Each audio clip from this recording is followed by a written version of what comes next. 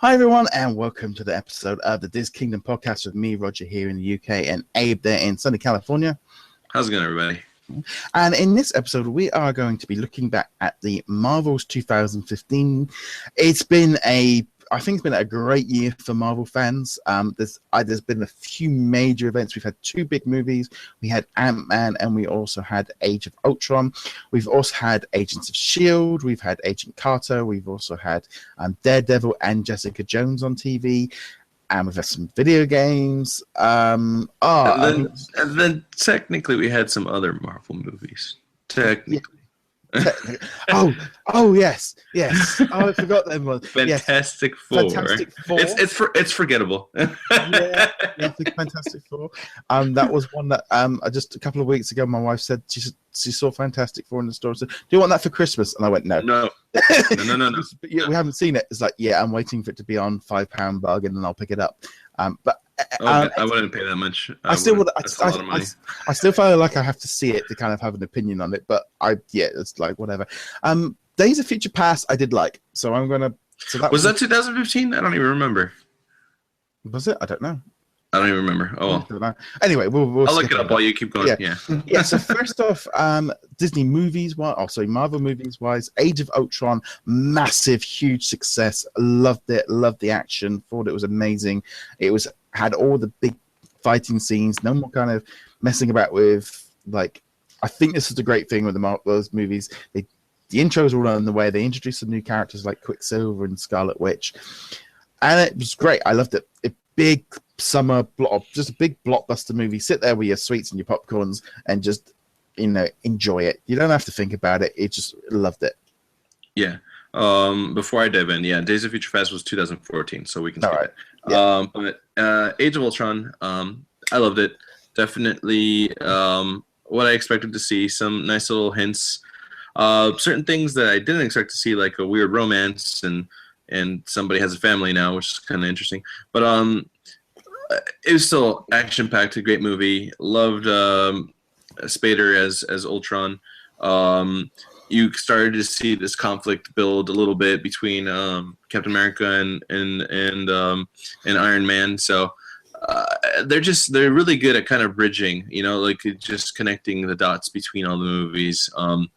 And yeah, it was totally action-packed. Love Scarlet Witch. Just a great addition.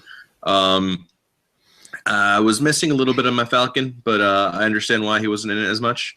Obviously, because it was for the next movie that we we get to see, which I honestly, I'm not going to lie, I kind of enjoyed it better than Age of Ultron, which was Ant-Man.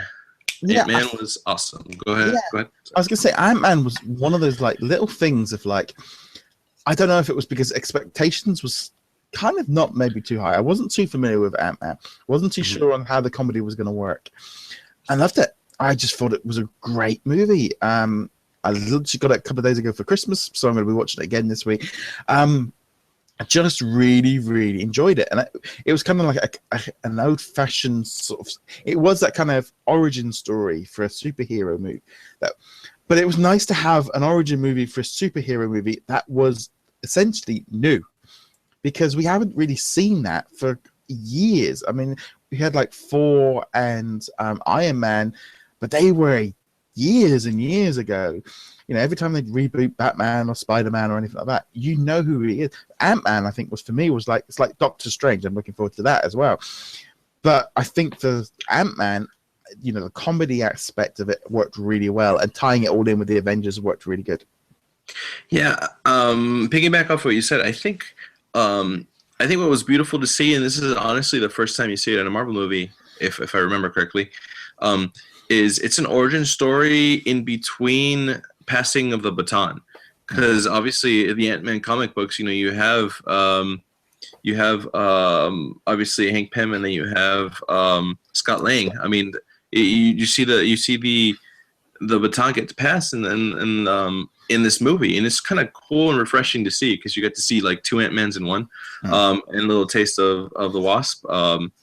It was such a great movie. And Michael Pena and Paul Rudd, great comedic timing, awesome chemistry together. It was well done. I honestly I loved it, and like you said, it totally ties in together with the Avengers. The way they introduced the movie, the way they kind of threw in these little jokes, the way he gets into this fight with the Falcon, which was awesome. One of my favorite parts in the whole movie. Definitely my favorite. Avengers: Age of Ultron was amazing, but Ant-Man it just took the cake for me. It was definitely a movie I enjoyed this year. Yeah, I think Ant-Man had that thing of it was slightly simpler, but more it was just easy and nice, enjoyable. What I think Age of Ultron is so big, and I feel like in future in the things of these single stories allow for that little bit more freedom, a little bit more scope. They don't have the time in the big movies to give that much development to each individual one, which is why these big movies work, because they've done that before it. Which is going to lead me on to another thing. This year, Netflix launched Daredevil and Jessica Jones TV series. Much darker, much more different scene. I'm halfway through Jessica Jones. I'm kind of trying to slow it down because I was feeling like if I watched too many episodes back to back quickly, I was going to kind of not work. But when I watch one episode on its own, I'm really loving it, and I love David Tennant in it. I think it's working really well. But I'm going to be honest, it doesn't hold a patch to me on the Daredevil TV series, which was earlier in the year. I love that show. I think that's probably my favorite TV show of 2015 is Daredevil. It was dark. It was gritty. They told the story of who Daredevil was with time because they had 13 episodes to do it. The Kingpin was a great villain. You saw the origin, but they had time to stretch it out and do it in a way. But you might not have seen Daredevil in his final costume to the very last bit, which would lead up to next year's show. But you felt like you got a really good origin, and you had that time to develop the stories and develop the characters, which we haven't had with the Marvel Cinematic Universe. You never had that time to kind of stretch out these characters to get to know them. And I think the Netflix series really do that well, because I always felt with Agents of S.H.I.E.L.D., it all felt a bit rushed and a bit like we are mentioning the other people but we're just humans that run around because we're cheaper. Daredevil didn't feel like that. Daredevil felt like it's proper TV show, kind of in the DC work, against like Flash. Daredevil was the highlight for me for the TV series. Oh, I'll definitely take your word for it, because I'm leaving those for 2016, believe it or not. This year I vowed to be the year of Star Wars, so Yes. So the TV series I'll watch it next week. Like Agents of S.H.I.E.L.D., I think when they started introducing all the Inhumans and stuff, kind of got a lot more interesting. I think Series 2 was a little bit, I think once all the stuff with the Hydra and stuff, it just got a bit boring. But I think the Inhumans introducing that is kind of piqued my interest in it. Leading into Series 4, I'm a lot more excited about it. But yeah, here's my issue with Agents of S.H.I.E.L.D.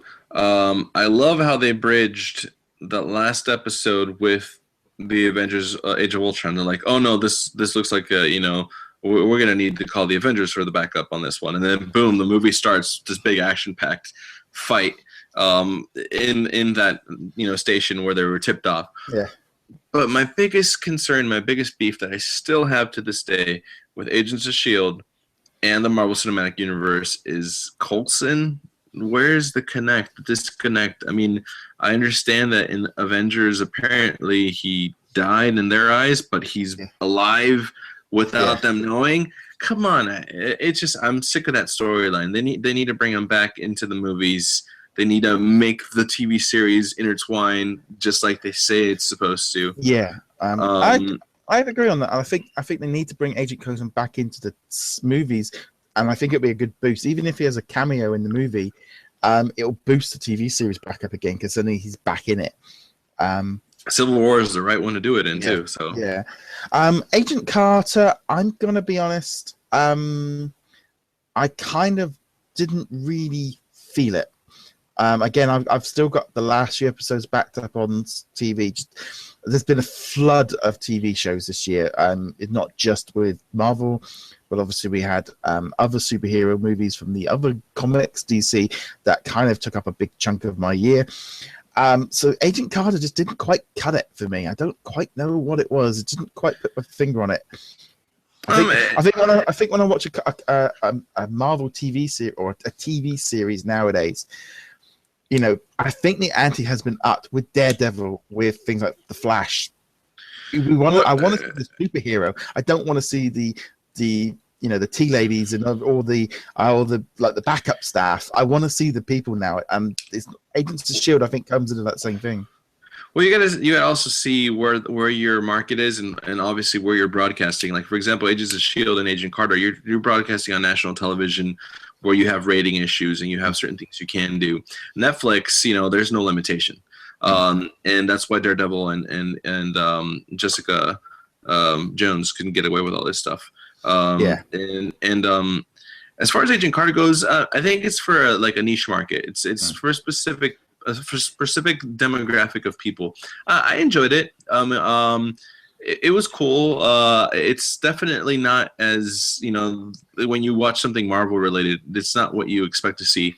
But it definitely had a following. It's popular. I mean, there's a second season coming. You might see somebody that you guys see all the time on it.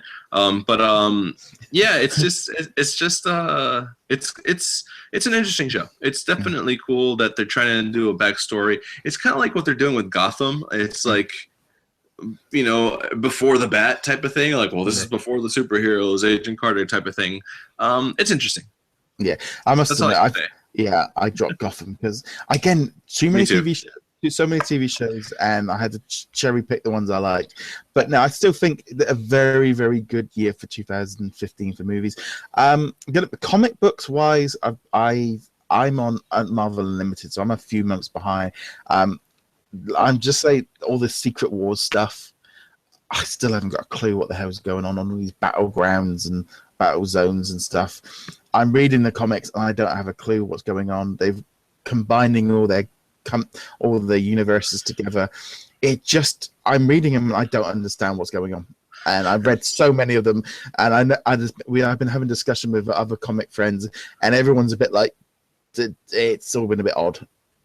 And then, like, putting Secret Wars on the side, you know, Thor got a sex change. Captain America got there you go. Captain America got a skin tone change.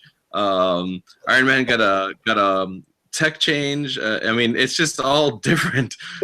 Everything is changing, which is not wrong. I mean, there's nothing wrong with it. There's nothing bad with it. But it's like something we're not used to. But this is another direction Marvel's taking, which is interesting. Yeah. It's very interesting. I think the all new, all different is the touch line, and like Thor being female, and you know, Falcon becoming Captain America, good.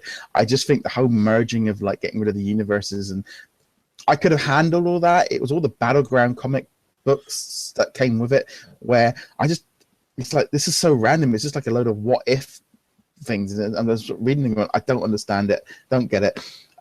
And it's like, sod it, I'm jumping over to the Star Wars comics because they're a lot more fun. So yeah, there's been a load of great comics this year. But yeah, I'm going to be honest, the Secret Wars stuff completely lost me. I'm still waiting for Rocket to become a skunk. Yeah, we've got to rebrand them. Guys, we'd love to know your thoughts on the 2015 year for the Marvel side of things. We'd love to know your thoughts. Comment below. Remember to get in touch with us on that. You can speak to us on Twitter and Facebook. A big thank you to our Patreon, Ethan at sorterapps.com and magicbandcollectors.com.